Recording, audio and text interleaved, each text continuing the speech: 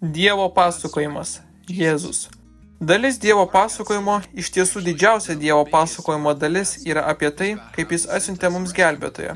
Ir ji yra tokia. Seniai Dievas sukūrė tobulą pasaulį ir padarė jį būtent tokį, kokio norėjo. Jis buvo pilnas gerų dalykų, tokių kaip vandenynai, kalnai, žirafos ir medūzos. Nebuvo ligų, liūdesio ar mirties.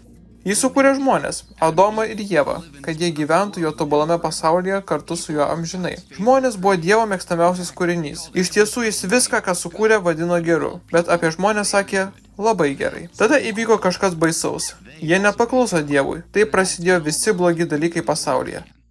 Bet nors žmonės nepakluso Dievui, jis mus myli labiau už viską. Todėl Dievas sugalvojo išgelbėjimo planą. Vieną dieną jis atsiųs savo sūnų, kad išgelbėtų savo šeimą nuo visų blogų dalykų pasaulyje. Taip mes vėl galėsime sugrįžti pas Dievą. Dievo šeima labai džiaugiasi šiuo gelbėtoju. Jo laukia 100 metų. Jie manė, kad gelbėtojas bus galingas karalius arba galbūt galingas karys. Įsivaizduokite, kaip jie nustebo, kai gelbėtojas gimė kaip mažas kūdikis. Tai Jėzus. Niekas nesitikėjo, kad tai bus, bet tai buvo būtent tai, ką suplanavo Dievas. Jėzus buvo visiškai žmogus, bet taip pat visiškai Dievas. Tai reiškia, kad jis buvo tobulas ir niekada nepadarė nieko blogo. Jis valgė, miegojo ir turėjo draugų, visai kaip ir mes. Bet jis taip pat gebėjo daryti neįtikėtinus dalykus, kuriuos gali tik Dievas. Jis buvo pasiruošęs parodyti visam pasauliui, kad jis yra Dievo sūnus. Kai Jėzus užaugo, jis pradėjo keliauti ir daryti stebuklus. Stebuklas yra kažkas neįtikėtino, kas gali įvykti tik su Dievo pagalba. Jėzus padarė daug stebuklų. Jis nuėjo į šventę ir pavertė vandenį vynu. Jis pamaitino 5000 alkanų žmonių tik 5 duonos kepalais ir 2 žuvimis. Jis nuramino audrą, liepdamas vėjui nutirti. Jis vaikščiojo vandeniu, gydė žmonės visur, kur tik buvo. Jis atvėrė akliesiems akis, išgydė paralyžiuotus. Jis palietė ligonius ir jų ligos išnyko. Jis netgi prikėlė mirusį. Ir jis sakė žmonėms, kad gali visą tai padaryti, nes yra Dievo sūnus. Jėzus ne tik išgydė žmonės išoriškai, jis išgydė juos ir iš vidaus. Jis atleido jų nuodėmes, tai reiškia, kad jų nebereikia bausti už jų blogus pasirinkimus. Vietoj to jie galėjo sekti Jėzumi. Kai kuriems žmonėms nepatiko tai, ką darė Jėzus. Jie netikėjo, kad jis yra Dievo sūnus. Net po visų Jėzaus stebuklų, tokių kaip ligonių ir aklųjų išgydymas, jie vis tiek netikėjo juo. Jie net norėjo, kad Jėzus mirtų. Ir būtent taip ir atsitiko. Jėzus turėjo kentėti ir mirti ant kryžiaus, nors niekada nebuvo padaręs nieko blogo.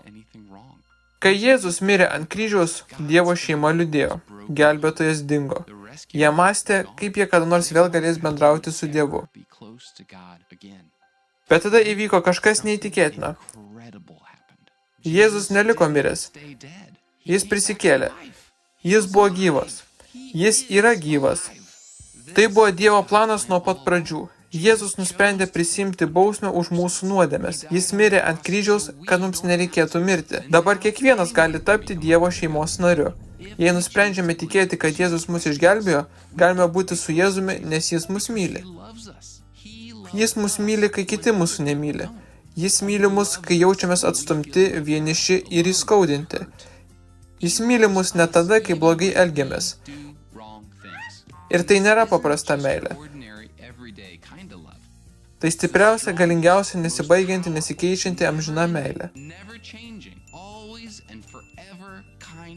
Ir nesvarbu, ką darome, ar kur einame, jis visada bus su mumis.